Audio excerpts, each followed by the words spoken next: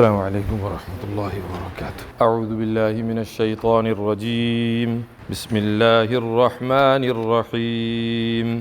فخلف من بعدهم خلف اضاعوا الصلاة واتبعوا الشهوات فسوف يلقون غیا إلا من تاب وآمن وعمل صالحا فأولئك يدخلون الجنة ولا يظلمون شيئا جنات عدن التي وعد الرحمن عباده بالغيب إنه كان وعده مأتيا لا يسمعون فيها لغوا إلا سلاما ولهم رزقهم فيها بكرة وعشيا تلك الجنة التي نورث من عبادنا من كان تقيا وما نتنزل إلا بأمر ربك له ما بين أيدينا وما خلفنا وما بين ذلك وما كان ربك نسيا رب السماوات والأرض وما بينهما فاعبده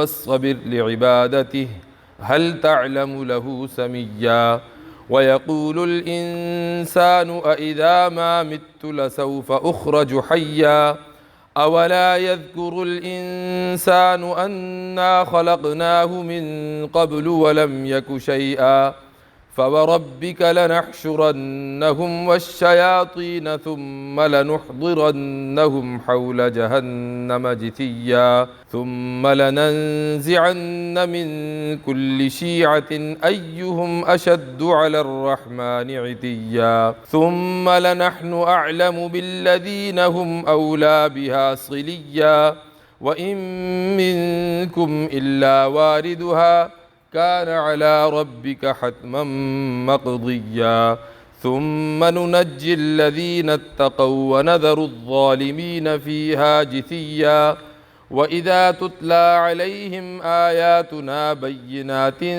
قال الذين كفروا للذين آمنوا أي الفريقين خير مقاما وأحسن نديا وكم أهلكنا قبلهم من قرن هم أحسن أثاثا ورئيا قل من كان في الضلالة فليمدد له الرحمن مدا حتى إذا رأوا ما يوعدون إما العذاب وإما الساعة فسيعلمون من هو شر مكانا وأضعف جندا ويزيد الله الذين اهتدوا هدى والباقيات الصالحات خير عند ربك ثوابا وخير مردا أفرأيت الذي كفر بآياتنا وقال لأوتين مالا وولدا أطلع الغيب أم اتخذ عند الرحمن عهدا كلا سنكتب ما يقول ونمد له من العذاب مدا ونرثه ما يقول ويأتينا فردا واتخذوا من دون الله آلهة ليكونوا لهم عزا كلا سيكفرون بعبادتهم ويكونون عليهم ضدا صدق اللہ العظیم۔ پھر ان کی جگہ آئے ایسے ناخلف لوگ جنہوں نے نمازوں کو ضائع کیا اور شہوات کی پیروی کی، پھر ان قریب وہ گناہ سے ملیں گے، سوائے ان لوگوں کے جنہوں نے توبہ کی اور ایمان لائے اور نیک عمل کیے، بس یہی وہ لوگ ہوں گے جو جنت میں داخل ہوں گے اور ان پر کچھ بھی ظلم نہیں کیا جائے گا۔ ایسے باغوں میں ہوں گے جن کا وعدہ کیا ہے رحمان تعالیٰ نے اپنے بندوں سے ان کے بغیر دیکھے، بے شک یہ وعدہ پورا ہو کر رہے گا، اس میں نہ وہ کوئی لغو بات سنیں گے سوائے سلام، اور ان کے لیے روزی ہوگی اس میں صبح شام۔ یہ وہ جنت ہے جس کو ہم اپنے بندوں میں سے وارث بنائیں گے جو پرہیزگار ہوگا، اور ہم نہیں اترتے مگر آپ کے رب کے حکم سے، اسی کا ہے جو ہمارے آگے ہے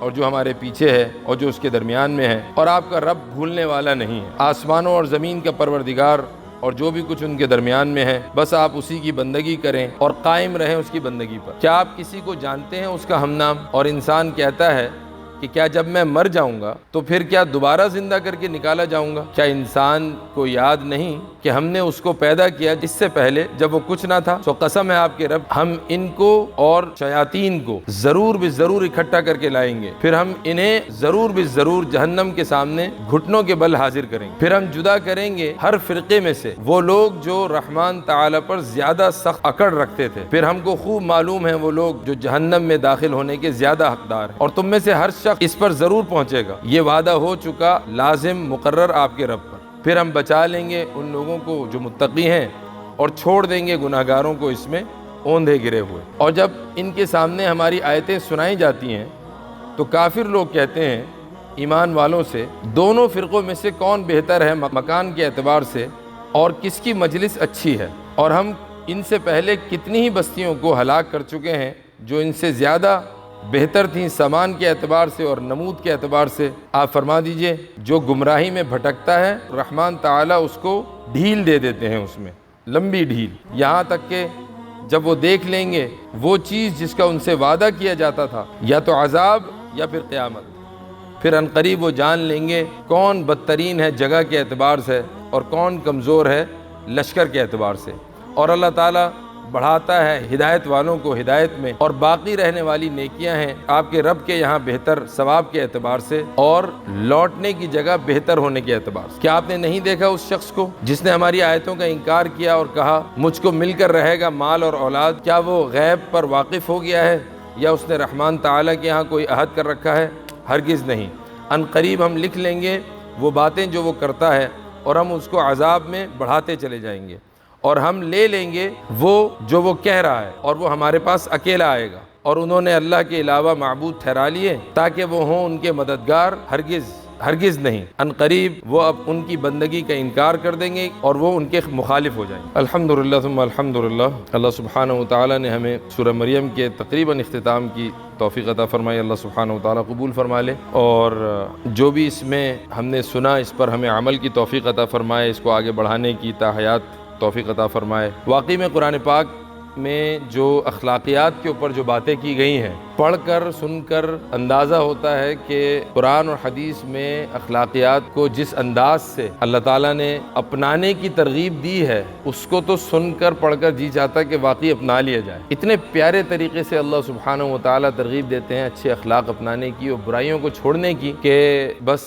اللہ تعالیٰ ہمت دے دے کہ ہم اس پر ہمیں عمل کی توفیق ہو جائے۔ ہمارا سبق ختم ہوا تھا انبیاء علیہم الصلوۃ والسلام کی ایک خاص صفت پر۔ انبیاء علیہم الصلوۃ والسلام کے اوپر جو اس صورت میں خاص طور پر آئے ہیں، حضرت زکریا کا تذکرہ آیا تھا تفصیل کے ساتھ، حضرت مریم، حضرت عیسیٰ علیہ الصلوۃ والسلام، اور ان کے علاوہ بھی کچھ انبیاء علیہم الصلوۃ والسلام کے تذکرے آئے تھے صرف ان کی صفات کے ساتھ۔ پھر آخر میں ان کے تذکرے کرنے کے بعد اللہ سبحانہ وتعالیٰ نے ان کی ایک خاص صفت بیان کی تھی جو کہ آیت سجدہ تھی، جس میں بتایا گیا تھا کہ ان کی تمام صفات کے علاوہ ایک صفت یہ بھی ہے کہ جب یہ رحمان تعالیٰ کی آیتیں سنتے ہیں تو پھر خوف سے اور خشیت سے یہ سجدے میں گر جاتے ہیں اور پھر یہ روتے ہیں۔ گویا کہ اس میں اہل علم کے لیے، اہل فضل کے لیے، وہ حضرات جن کو اللہ تعالیٰ نے کسی بھی قسم کی کوئی فضیلت عطا فرمائی ہے، ان کے لیے اس میں ایک صفت بتائی جا رہی ہے کہ ایسے لوگ جن کو اللہ تعالیٰ نے کوئی مقام دیا ہے، کوئی فضیلت دی ہے، ان کا انداز یہ ہونا چاہیے کہ اللہ کے سامنے جھک جانے والے بن جائیں۔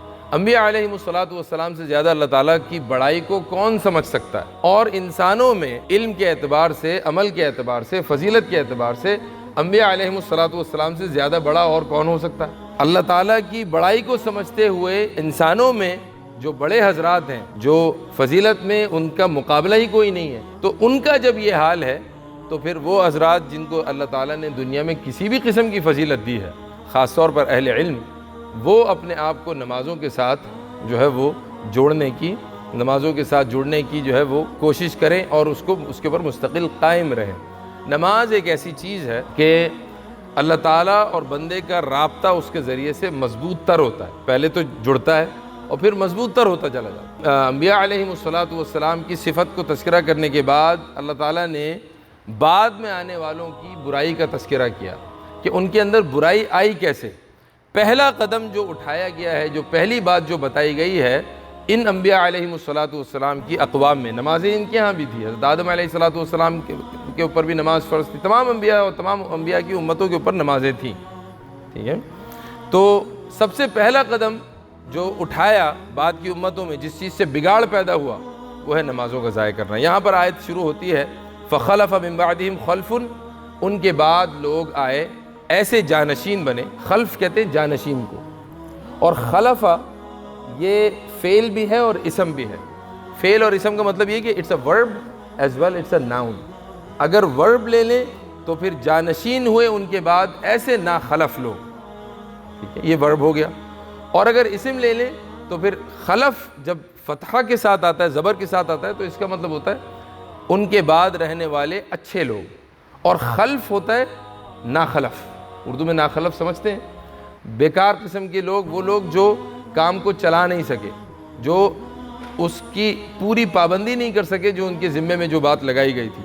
تو یہاں پر ایسے حضرات انبیاء علیہم الصلاۃ کی امتوں میں بگاڑ کی جو سب سے پہلی چیز جو شکل جو جہاں پہ بتائی گئی ہے نا، وہ بتایا گیا ہے اضاعوا الصلاۃ، نمازوں کو ضائع کیا انہوں نے۔ اب نمازوں کو یہ صرف ہمارے لیے ایک ہسٹوریکل اکاؤنٹنگ نہیں بتائی جا رہی، بلکہ یہ ہمیں تنبیہ کی جا رہی ہے کہ جس طریقے سے گزشتہ انبیاء علیہم الصلاۃ کی اقوام میں بگاڑ شروع ہوا ہے تو نمازوں کے ضائع کرنے سے شروع ہوا ہے۔ امت مسلمہ میں بھی اگر بگاڑ آئے گا تو اس کا پہلا قدم یہی ہوگا۔ اور آج دیکھ ہی لیا جا سکتا ہے امت کا کتنا بڑا طبقہ نمازوں کا پابند ہے۔ پھر نماز کا اضاعوا الصلاۃ کا مطلب یہ نہیں نماز چھوڑ دی، نماز کے ضائع کرنے کی مختلف صورتیں ہیں۔ نماز کے ضائع کرنے کی ایک صورت تو یہ ہے کہ نماز پڑھتے ہی نہیں، ایک صورت یہ ہے کہ نماز تو پڑھتے ہیں لیکن وقت پہ نہیں پڑھتے، قضا کر کے پڑھتے ہیں، ایک اور صورت یہ ہے کہ جماعت سے نہیں پڑھتے، جب جی چاہا پڑھ لی، ایک اور صورت یہ ہے کہ مسجد میں جماعت سے نہیں پڑھتے بلکہ اپنے گھر میں پڑھ لیتے ہیں، یہ بھی نماز کے ضائع کرنے کی ایک صورت ہے، بلکہ جس کے بارے میں رسول اللہ صلی اللہ علیہ وسلم کی ایک وعید ہے۔ اور اس وعید کے تذکرہ کو ذکر کرنے سے پہلے یہ سمجھ لیجئے کہ اللہ تعالیٰ نے امت مسلمہ کے اوپر جو عبادتیں فرض کی ہیں، حج ہے، نماز ہے، روزہ ہے، زکوٰۃ ہے، یا اس کے علاوہ جو واجب عبادات ہیں، ان میں سے کسی کے اوپر بھی چھوڑنے کے اوپر فقہائے امت نے اتنی سخت وعیدات یا اتنی سخت باتیں نہیں لکھی جتنی نماز کے چھوڑنے پہ لکھی۔ کسی نے لکھا کہ نماز کو چھوڑنے والا اس کا جو ہے وہ اس کو دوبارہ تجدید ایمان کرنا پڑے گا، اتنے دنوں تک جو اگر نماز چھوٹ جائے تو تجدید ایمان کرنا پڑے گا۔ کسی نے لکھا کہ اس کو قتل کر دیا جائے، کسی نے لکھا کہ اس کو جیل میں ڈال دیا جائے، کسی نے لکھا کہ اس کو سخت سزا دی جائے۔ ایسی باتیں حج چھوڑنے والے کے اوپر نہیں لکھی گئی ہیں، جو زکوٰۃ نہیں دیتا اس کے بارے میں نہیں لکھی۔ نماز کے چھوڑنے کی تاریک صلاح کے بارے میں خاص طور پر فقہا نے بہت زور دیا۔ رسول اللہ صلی اللہ علیہ وسلم نے ایک حدیث میں فرمایا میرا جی چاہتا ہے کہ میں مسجد میں کسی کو ذمہ دار مقرر کروں اور مدینہ کی گلیوں میں جاؤں اور وہ تمام لوگ جو گھروں میں نماز پڑھ رہے ہیں ان کے گھروں کو آگ لگا دوں۔ یہ دیکھ لیں کہ نمازوں سے گھر میں برکت اترتی ہے، ٹھیک ہے بھائی، لیکن ایسی گھر رسول اللہ صلی اللہ علیہ وسلم گویا کہ ارشاد فرما رہے ہیں کہ وہ کوئی برکت ہی نہیں ہے جو مسجد کی جماعت کو چھوڑ کر گھروں میں نماز بغیر عذر کے۔ اس میں جو ہیں وہ معذورین بھی شامل ہیں، وہ حضرات بھی شامل ہیں جو کسی عذر کی وجہ سے مسجد کی جماعت میں شریک نہیں ہو سکتے، نابینا لوگ بھی شامل ہیں، جو لوگ چل نہیں سکتے وہ لوگ بھی شامل ہیں، جو اس قسم کی بیماری میں مبتلا ہیں وہ بھی شامل ہیں، جن کے ساتھ کوئی اور حاجت لگی ہوئی ہے وہ بھی شامل ہیں۔ کچھ اعذار ہیں جن کو فقہائے امت نے ایگزمپشنز قرار دیا ہے، لیکن ان کے علاوہ، ان اعذار کے علاوہ اگر کوئی شخص مسجد کی جماعت چھوڑ کر قدرت ہوتے ہوئے گھر میں نماز پڑھتا ہے چاہے وقت پر ہی پڑھے، اس کو رسول اللہ صلی اللہ علیہ وسلم کی یہ وعید بہرحال یاد رکھنی چاہیے۔ جو نماز کے ضائع کرنے کی جتنی صورتیں ہیں وہ ہمارے ذہن میں ہوں، اور یہ بات بھی ذہن میں ہو، قرآن پاک کا یہ اعلان بھی ذہن میں ہو کہ امت میں اگر بگاڑ آیا ہے کسی نبی کی تو وہ نمازوں کے ضائع کرنے سے آیا ہے۔ یہ اجتماعی طور پر آیا، ایک انفرادی طور پر بھی آ سکتا ہے۔ اگر کوئی شخص نماز کی پابندی نہ کرے تو انفرادی طور پر اس کے ساتھ یہ بگاڑ آ سکتا ہے، جس کا لازمی نتیجہ اگلا والا ہو۔ ظاہر ہے نماز اگر اللہ تعالیٰ سے رابطے کا ذریعہ ہے تو پھر رابطے کا ذریعہ یہ ہے کہ گناہوں کو چھوڑے اور نیکیوں کو کرے، لیکن جب رابطہ ہی ختم ہو گیا تو اگلا نتیجہ کیا نکلا؟ واتبعوا الشہوات، کہ پھر وہ شہوات کی پیروی کرنے لگے، گناہ کو گناہ خیال نہیں کیا اور وعید سے بے فکر ہو کر، نتائج سے بے فکر ہو کر گناہ کیا، نیکی کو نیکی خیال نہیں کیا اور بشارتوں سے بے فکر ہو کر انجام سے بے فکر ہو کر نیکیوں کو چھوڑا، یہ ہے واتبعوا الشہوات، اتباع شہوات۔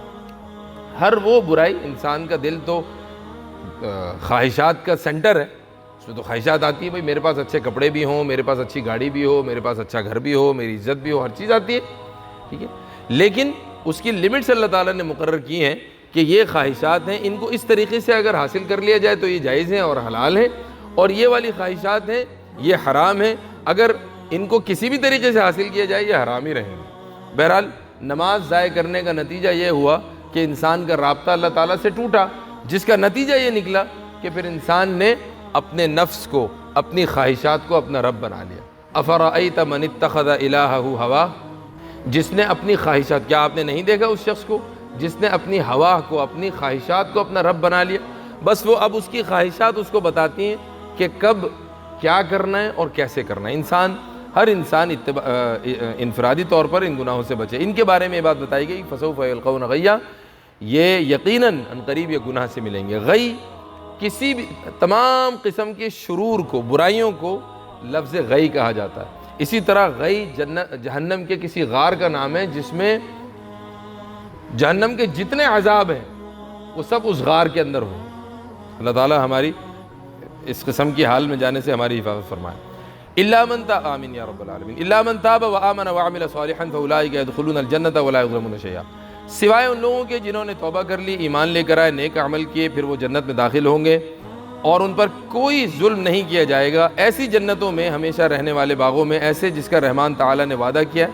یہ میں پورا ترجمہ کر رہا ہوں ایک خاص وجہ سے، جس کا رحمان تعالیٰ نے وعدہ کیا اپنے بندوں سے بغیر دیکھے، انہ کان وعدہ ماتیا، یہ وعدہ ہے جو پورا ہو کر رہے گا، نہ وہ اس میں کوئی بری بات سنیں گے مگر سوائے سلام کے، ان کے لیے اس میں روزی ہوگی صبح شام، اور یہ وہ جنت ہے جس کا وارث بناتے ہیں ہم اپنے بندوں میں سے ان کو جو متقی ہیں۔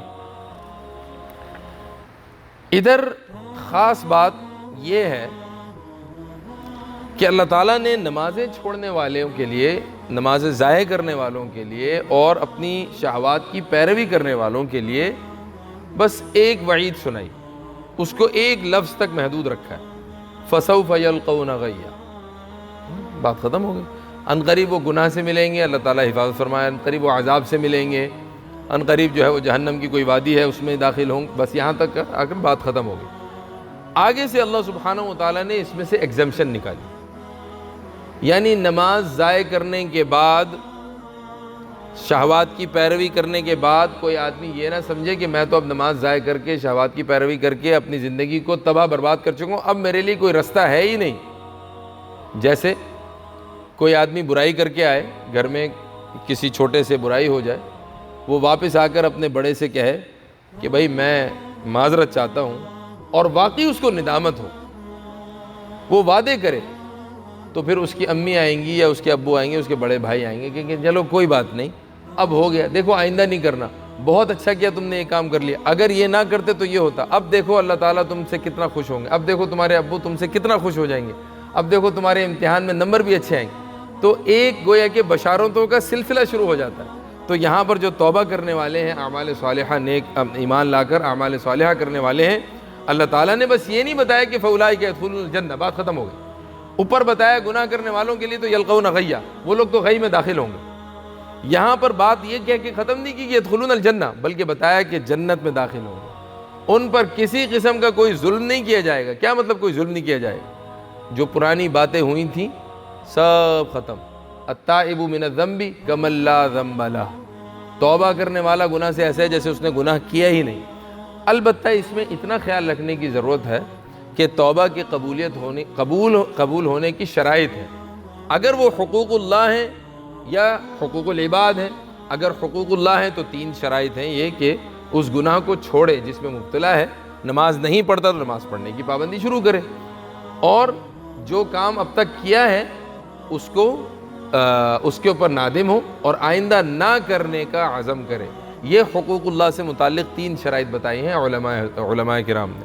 اور اگر وہ حقوق العباد سے متعلق ہیں تو یہ 3 تو ہیں، اس کے علاوہ وہ حق جو بندوں کا مارا ہے اس کو واپس لوٹانے کا اہتمام کرے۔ یہ 4 شرائط ہو جاتی ہیں توبہ کی قبولیت کے لیے، اور تمام گناہوں سے دنیا زندگی بھر کے گناہوں سے توبہ کرنا، اللہ تعالیٰ سے معافی مانگنا یہ واجب ہے، فرض ہے، بلکہ توبوا الی اللہ توبۃ نصوحا، پکی توبہ کرو، ٹھیک ہے، یا ایھا الذین آمنوا توبوا الی اللہ توبۃ نصوحا۔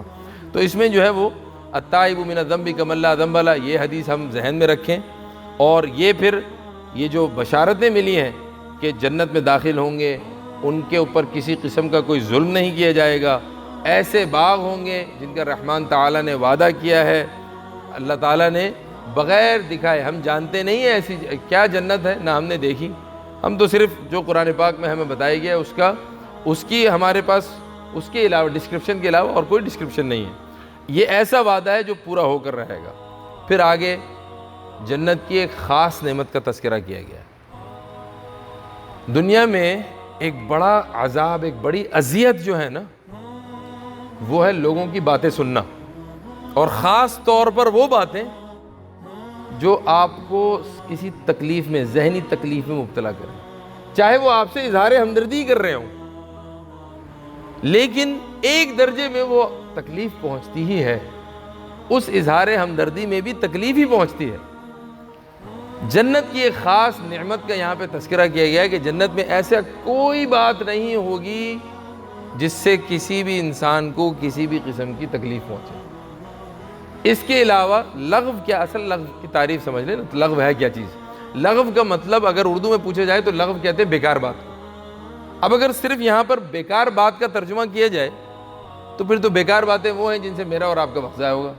اب میں آپ سے آگے بات کرنے بیٹھ گیا ہوں، جی مجھے بتائیں یہ گاڑی کتنے کی لی ہے، کہاں سے لی ہے، بڑی اچھی ہے، یہ ایسے چلتی ہے، بھائی وقت ضائع ہو رہا ہے، ابھی گھر جائیں گے نماز کے لیے واپس آنے، بعد میں بات کریں گے۔ لیکن یہ ہو گیا لغو۔ لیکن لغو جو ہے یہاں پر ہر اس کلام کو شامل ہے جس میں کسی انسان کا وقت ضائع ہوتا ہو، کسی انسان کا دنیاوی یا اخروی فائدہ نہ ہو، اور اسی طرح کسی انسان کو کسی قسم کی تکلیف پہنچتی ہو۔ جنت میں اس قسم کی کوئی بات نہیں ہو۔ اس سے تنبیہ یہ ہوئی، امام راضی نے یہاں پر یہ نقطہ لکھا، اس سے معلوم یہ ہوا کہ اللہ تعالیٰ نے جنت کو لغو کلام سے پاک رکھا ہے۔ اس کا مطلب ہے کہ اللہ تعالیٰ چاہتے ہیں کہ انسان مسلمان لغو کلام سے بچے، یہ بری چیز ہے، بچے، یہ ایسی باتوں سے بچے، نکلے وہاں سے۔ اور جنت میں پھر ہوگا کیا، باتیں کیا ہوں گی؟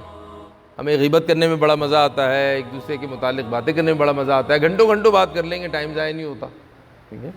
تو پھر وہاں پہ باتیں کیا ہوں گی؟ وہاں پہ کس چیز میں مزہ آئے گا؟ وہاں پہ مزہ آئے گا السلام علیکم کہنے میں۔ ہر بات جو ہوگی وہ سلام سے ہی شروع ہوگی، سلام قولا من رب الرحیم۔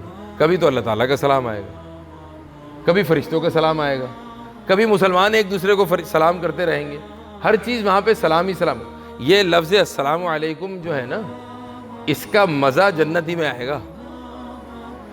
یہاں پہ تو بعض دفعہ ہم ذرا بچ کے نکل جاتے ہیں نا کہ آپ مجھے سلام نہ کر لیں یا مجھے آپ کے سلام کا جواب نہ دینا پڑ جائے، لیکن جنت میں ہر کلام سلام سے شروع ہوگا۔ اس کا مزہ جو ہے نا، ہم جنت ہی میں محسوس کر سکتے ہیں کہ یہ سلام علیکم، سلام علیکم ہے کیا چیز۔ اسی لیے تو اللہ تعالیٰ نے خاص طور پر فرمایا کہ وہاں پہ صرف سلام ہی سلام ہوگا بس، کیونکہ سلام ایک ایسی چیز ہے کہ انسان اس کو سن کر خوش ہوتا ہے، خوش ہوتے ہوئے ہی سلام کرنا چاہیے، اور خوش ہوتے ہوئے ہی سلام کا جواب بھی دینا چاہیے۔ بہرحال وَلَهُمْ رِزْقُهُمْ فِيهَا بُكْرَةً وَعَشِيًّا، اور ان کے لیے روزی بھی ہوگی صبح شام۔ جنت میں صبح شام کیسے ہوگی؟ صبح شام اگر یہاں پہ دیکھا جائے، اگر ہم یہاں پہ پوچھیں کسی سے کہ بھائی صبح شام کیسے ہوتی ہے، تو ہم یہ جواب دیں گے بھائی صبح شام کا تعلق جو ہے نا سورج کی موومنٹ سے ہے، سورج کی رفتار سے ہے، موسموں کے موسموں کی تبدیلی، دن رات کی تبدیلی وہ سورج کے تابع ہے۔ جنت میں سورج ہے ہی نہیں، تو پھر صبح شام کہاں سے ہوگا؟ ایک قسم کا نور ہوگا، مسلمانوں کو ایک قسم کے نور سے پتہ چلے گا کہ اب صبح ہو رہی ہے، ایک قسم کے نور سے پتہ چلے گا کہ اب شام ہو رہی ہے۔ اور چونکہ صبح شام کا کھانا پینا انسان کی زندگی میں عادت ہے، تو اس طریقے سے وہاں پر بھی وہ جو ہے وہ صبح شام کا کھانا ان کو ملے گا، صرف اسی وقت کا نہیں ملے گا، جب چاہیں گے اس وقت بھی ملے گا۔ اس پر ایک حدیث ابھی یاد آئی ذہن میں، ایک صحابی تھے، انہوں نے رسول اللہ صلی اللہ علیہ وسلم سے پوچھا، اللہ تعالیٰ مجھے غلط ترجمہ کرنے سے بچائے، حفاظت فرمائے۔ انہوں نے رسول اللہ صلی اللہ علیہ وسلم سے پوچھا، یا رسول اللہ جنت میں کھیتی باڑی ہوگی؟ تو ایک مکی صحابی بیٹھے ہوئے تھے، مدنی تھے، مدنی حضرات جو تھے وہ کھیتی باڑی کے عادی تھے. تو پوچھا یا رسول اللہ جنت میں کھیتی باڑی ہوگی؟ تو آپ سب سمجھاؤ کہ ہاں. تو وہ ایک مکی صحابی بیٹھے ہوئے تھے, ان کا کھیتی باڑی سے کیا کام؟ ان کا یار یہ وہاں پہ جا کے بھی کھیتی باڑی کا ہی سوچیں.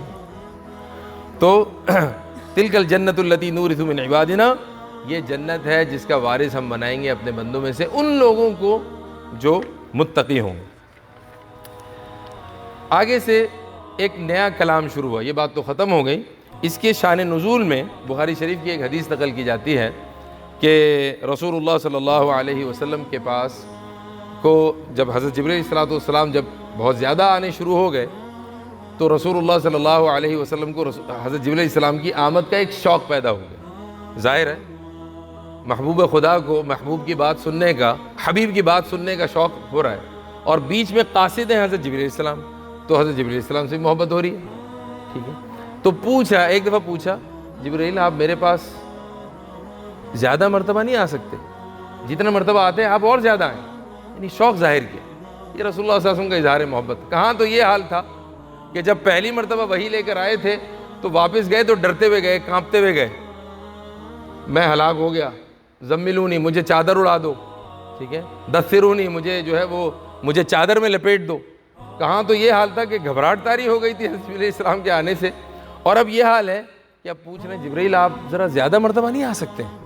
تو اللہ تعالیٰ نے پھر حضرت جبرائیل علیہ السلام کے ذریعے سے یہ پیغام بھجوایا رسول اللہ صلی اللہ علیہ وسلم کو کہ بھائی ہم اپنے حکم سے نہیں اترا کرتے. وما نتنزل الا بامر ربک, ہم بھی ہماری موومنٹ بھی جو ہے وہ اللہ تعالیٰ کے حکم کے تابع ہیں. اسی کے لیے ہے جو بھی کچھ ہمارے سامنے ہے, اسی کے لیے, یعنی ہمارا مستقبل زمانے کے اعتبار سے وہ بھی اللہ تعالیٰ ہی کے حوالے, اور ہمارا ماضی زمانے کے اعتبار سے وہ بھی اللہ تعالیٰ ہی کے تابع, اللہ تعالیٰ ہی کے ہاتھ میں. لیکن بات یہ ہے کہ اللہ تعالیٰ آپ کو بھولا نہیں ہے. وما کان ربک نسیا, اللہ آپ کو بھولا نہیں ہے. آسمان اور زمین کا بادشاہ وہی ہے, اور جو بھی کچھ اس کے درمیان ہے اس کا بھی بادشاہ وہی ہے. آپ بس اس کی بندگی میں لگے رہیں اور جم جائیں اس کی بندگی پر. کیا آپ نے اس کے جیسا ہم نام کوئی پایا ہے؟ یہ عجیب بات ہے کہ اس زمانے میں مکہ مکرمہ میں بیت اللہ میں 360 بت رکھے ہوتے تھے, اور جس چیز کا وہ کہیں کسی معبود کا نام سنا کرتے تھے تو نام رکھ لیا کرتے تھے مشرکین مکہ. لیکن یہ عجیب بات ہے کہ نہ اس زمانے میں نہ اس زمانے میں آج تک, اور یہ شاید کبھی ایسا ہوگا بھی نہیں انشاءاللہ, کہ اللہ کا ہم نام بت یا معبود کہیں نہیں پایا جاتا. تو اللہ تعالیٰ نے گویا کہ ایک چیلنج ہو گیا یہ اللہ تعالیٰ کی طرف سے کہ هل تعلم له سمیہ, کہ اس کا ہم نام تم نے کسی کو جانا ہے, کسی کو جانتے ہو جو اللہ کے نام کا جو ہے وہ کوئی اور بھی ہو؟ ایسا ہو ہی نہیں سکتا. وَيَقُولُ الْإِنسَانُ وَإِذَا مَا مِتُّ لَسَوْفَ أُخْرَجُ حَيًّا. یہاں سے وہ بات ختم ہو گئی جبرائیل علیہ السلام والی. اب یہاں سے ایک مختلف قسم کے انسانوں کا تذکرہ ہوا. خطاب ان میں مشرکین مکہ ہی ہیں جن کی ایک صفت یہ ہوا کرتی تھی کہ وہ بعث بعد الموت کا انکار کیا کرتے تھے. اللہ تعالیٰ کے قائل تھے, اللہ کے وجود کے قائل تھے, اللہ تعالیٰ کی توحید کے قائل نہیں تھے, اللہ تعالیٰ کے خالق رازق مالک ہونے کے قائل تھے, ٹھیک ہے, لیکن اللہ کی توحید کے قائل نہیں تھے. ٹھیک ہے, فرشتوں کو اللہ تعالیٰ کی بیٹیاں قرار دیا کرتے تھے. اسی طریقے سے قیامت کے قائل نہیں تھے. جب قیامت کے قائل نہیں تھے تو پھر بعث بعد الموت, زندہ مرنے کے بعد قیامت کے دن دوبارہ اٹھنے کے بھی قائل نہیں تھے. تو ایک آدمی کا تذکرہ کیا گیا ہے یہاں پر.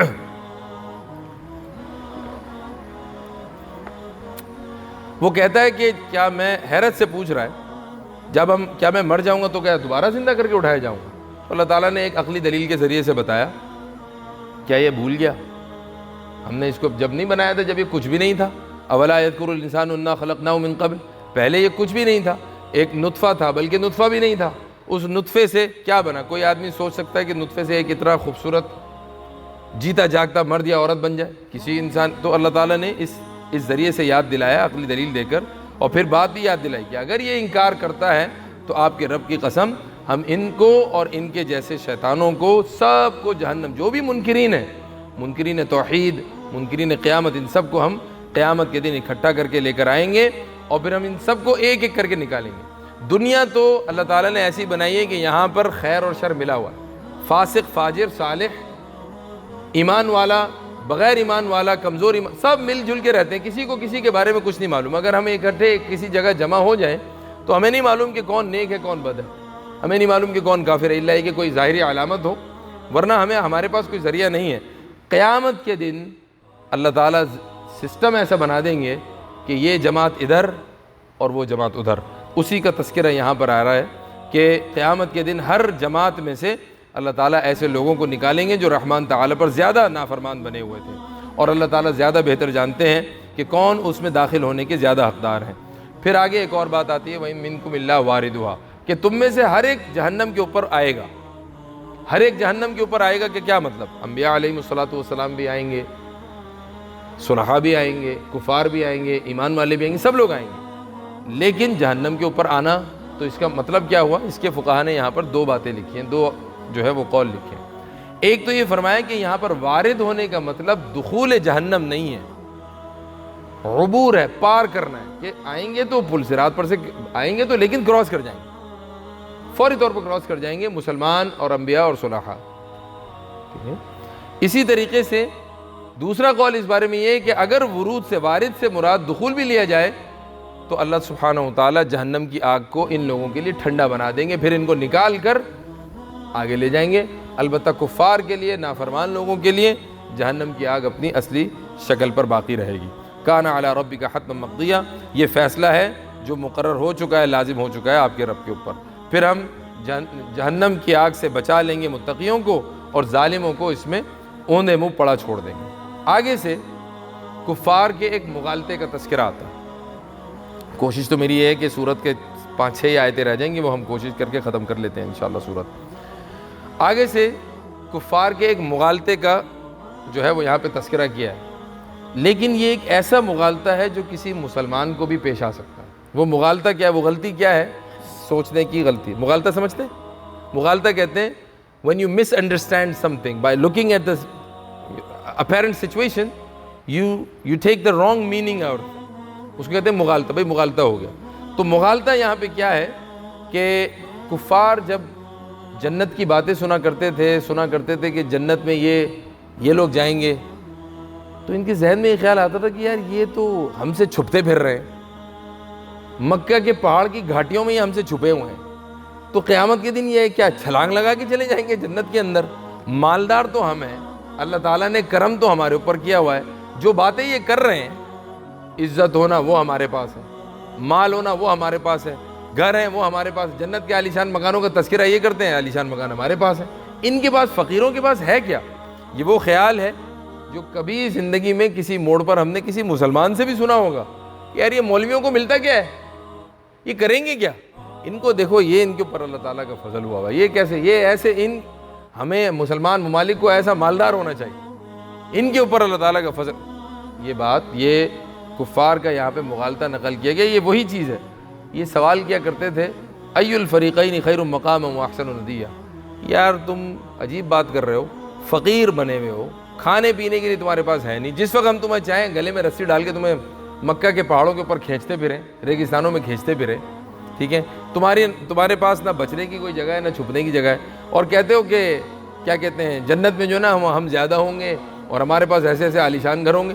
ذرا ہمیں تو دیکھو، عقل کے ناخن لو، ہوش کے ناخن لو، ذرا دیکھو کہ کس کی جماعت، ہماری جماعت بہتر ہے جتھے کے اعتبار سے، فالوورز کے اعتبار سے تمہاری جماعت بہتر ہے، تم تو اکیلے کھڑے ہوئے ہو، تمہارے تو بچانے کے لیے تمہارا باپ تمہارے ساتھ نہیں کھڑا ہو سکتا، تو تم یہ کیا باتیں کر رہے ہو کہ جنت میں ہم جو ہے نا وہ بہتر ہوں گے اور ہمارے پاس یہ ہوگا۔ یہ ان کا مغالطہ تھا، ای الفریقین، ان دونوں جماعت، ہماری جماعت میں سے اور تمہاری جماعت میں سے دنیاوی اعتبار سے بہتر حالت میں کون ہے، تم خود ہی فیصلہ کر لو، اور اگر ہم یہاں پر بہتر حالت میں ہیں تو یقیناً ہم قیامت کے دن بھی بہتر حالت میں ہی ہوں گے۔ یہ تھی ان کو غلطی۔ اللہ تعالیٰ نے اس کا جواب دے دیا، فرمایا کہ وَكَمْ أَهْلَكْنَا قَبْلَهُمْ مِنْ قَرْنٍ هُمْ أَحْسَنُ أَثَاثًا وَرِئْيًا۔ کفار مکہ کا کیا خیال ہے؟ کیا ان سے بڑھیا لوگ نہیں گزرے؟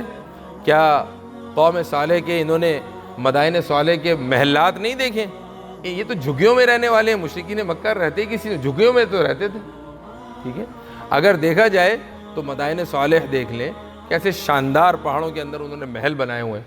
اللہ تعالیٰ کہہ رہا ہے کہ ہم نے ان سے پہلے کئی بستیوں کو ہلاک کیا ہے جو ان سے زیادہ سامان کے اعتبار سے اور شہرت کے اعتبار سے، نمود کے اعتبار سے، طاقت کے اعتبار سے ان سے بہت زیادہ طاقتور تھیں، ان کو اگر میں نے ہلاک کر دیا نبیوں کی انکار کرنے کے اوپر، تو یہ تو جھگیوں میں رہنے والے ہیں، ان کے پاس ہے کیا؟ قل من کان فی الضلالۃ فلیمدد لہ الرحمن مدا۔ آگے ایک اصولی بات بتائی گئی مسلمان کے لیے بھی اور نافرمان کے لیے بھی، کافر کے لیے بھی، غیر مسلم کے لیے بھی۔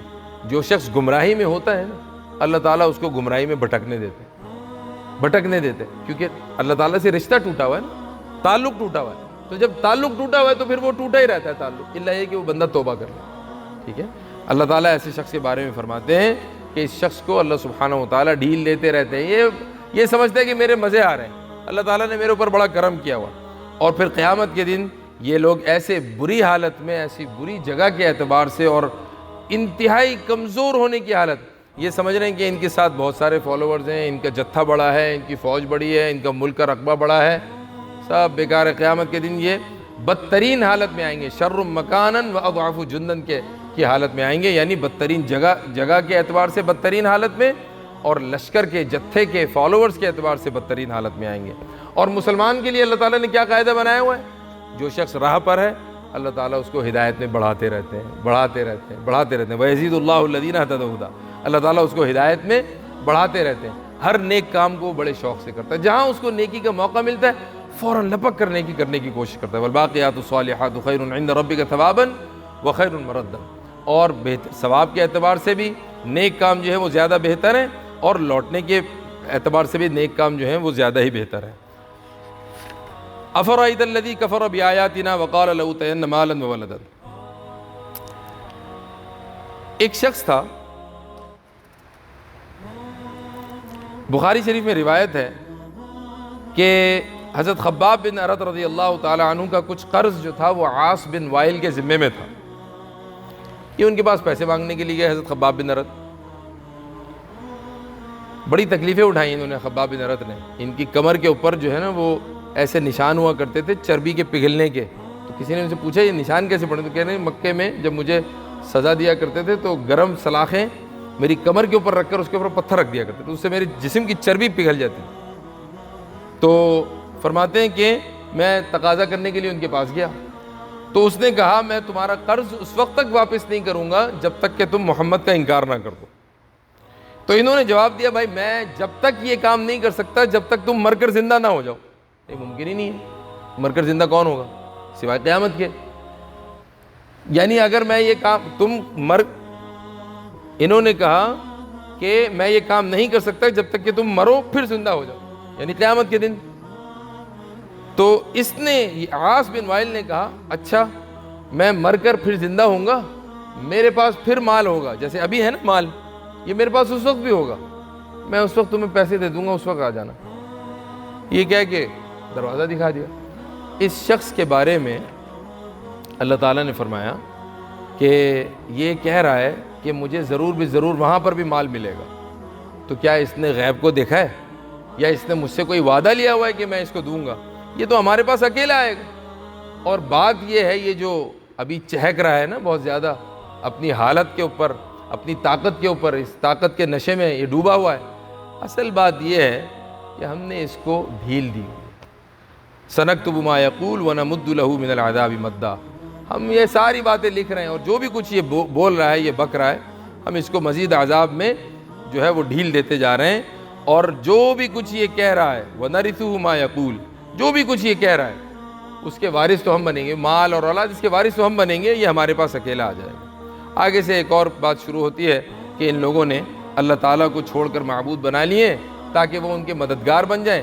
یہ کفار مکہ کا، مشرکین کا عقیدہ تھا کہ قیامت کے دن ہمیں ہمارے معبود جو ہیں جن کو ہم شریک کرتے ہیں، مَا نَعْبُدُهُمْ إِلَّا لِيُقَرِّبُونَا إِلَى اللَّهِ زُلْفَىٰ، ان سے پوچھا جاتا تھا کہ ان کی بندگی کیوں کرتے ہو؟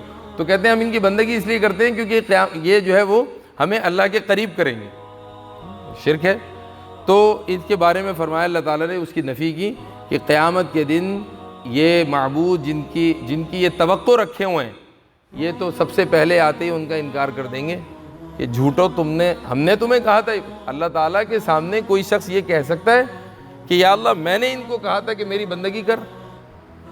تو جیسے ہی یہ دعویٰ آئے گا مشرکین کی طرف سے، وہ فوراً نہ صرف انکار کریں گے بلکہ اللہ تعالیٰ نے بتایا وَيَكُونُونَ عَلَيْهِمْ ضِدًّا، وہ مخالف ہو جائیں گے۔ تم ہمیں پھنسوا دیا اللہ تعالیٰ کے سامنے، ہم نے تو تم سے کبھی نہیں کہا کہ تم ہماری بندگی کرو۔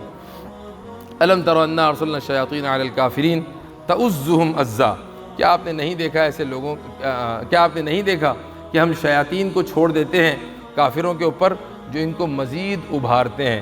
کفار کے دل میں بڑے عجیب و غریب قسم کے خیالات آتے ہیں گناہوں کے۔ اگر آپ دیکھیں تو گناہوں کے ایسی ایسی صورتیں بنائی ہوئی ہیں، انسان سوچتا ہے کیسے بنا لیے، کہاں سے آ گیا ان کے ذہنوں میں یہ خیالات۔ اللہ تعالیٰ نے اس کا جو ہے وہ ہمیں راز یہ بتایا کہ اللہ ان کو ڈھیل دیتا، پیچھے آئے نا ڈھیل دے دیتے ہیں، ہم ان کو ڈھیل دے دیتے ہیں۔ وہ ڈھیل دینے کے ساتھ ساتھ ان شیاطین کو بھی ان کے اوپر مسلط کر دیتے ہیں کہ ان کو مزید گناہوں کے طریقے ان کو سکھاتے رہو اور گناہوں کے جو ہے وہ ان کو مزید ابھارتے رہو۔ تو آپ ان کے خلاف جلدی نہ کریں، فلا تعجل علیہم انما نعد لهم عدا، آپ ان کے خلاف جلدی طلب نہ کریں، عذاب میں جلدی نہ کریں۔ ہم تو ان کے دن گن رہے ہیں۔ یوم نحشر المتقین الی الرحمن وفدا، اس دن جس دن ہم متقین کو اکٹھا کر کے لے کر آئیں گے رحمان تعالیٰ کی طرف مہمان بنا کر، مہمانوں کی طرح وفد بنا کر، اور مجرمین کو ہانک کر لے کر آئیں گے جہنم میں پیاسا بنا کر، اور وہ لا یملکون الشفاعۃ الا من اتخذ عند الرحمن عہدا، شفاعت کے مالک نہیں ہوں گے مگر وہ لوگ جن کے ہاں اللہ تعالیٰ نے جنہوں نے رحمان تعالیٰ سے کوئی عہد لیا ہوا ہے شفاعت کا۔ بس میرا خیال ہے یہیں تک رکھتے ہیں، اگرچہ صرف تقریباً 8 آیتیں باقی ہیں، اگر اجازت ہو تو ختم کر دیں، سورت ختم ہو جائے گی ہماری، اس کے بعد پھر دیکھیں گے انشاءاللہ اللہ تعالیٰ اگر موقع دے تو دوبارہ یہ سلسلہ اگلی سورت سے شروع ہوگا۔ وقالوا اتخذ الرحمن ولدا، اور وہ کہتے ہیں کہ رحمان نے بچہ بنا لیا، اولاد رکھتا ہے رحمان۔ کوئی کہتا ہے فرشتے ہیں اللہ تعالیٰ کی بیٹیاں ہیں، کوئی کہتا ہے حضرت عزیر علیہ السلام جو ہیں وہ اللہ تعالیٰ کے بیٹے ہیں، کوئی کہتا ہے حضرت عیسیٰ ابن مریم اللہ تعالیٰ کے بیٹے ہیں، نعوذ باللہ۔ لقد جئتم شیئا ادا، تم بہت بھاری چیز میں پھنس گئے ہو، یہ اتنی بری بات ہے۔ تکاد السماوات یتفطرن منہ وتنشق الارض وتخر الجبال ہدا، یہ بات کہ اللہ تعالیٰ نے بیٹا بنا لیا، یہ اتنی بڑی بات ہے کہ قریب ہے کہ آسمان پھٹ جائے اس سے، اور قریب ہے کہ زمین ٹکڑے ٹکڑے ہو جائے اور پہاڑ ڈھہ کر نیچے گر جائے۔ اتنی یعنی اللہ تعالیٰ کو جلال اگر آئے اس بات کے سننے پر تو سب کچھ تباہ برباد ہو جائے۔ ان دعوا للرحمن ولدا، یہ بات کہ وہ رحمان تعالیٰ کے لیے بچے کو پکارتے ہیں۔ وما ينبغي للرحمن ان يتخذ ولدا، مناسب نہیں ہے رحمان تعالیٰ کے حق کے لیے یہ بات کہ وہ بچہ بنائے۔ ان کل من فی السماوات والارض،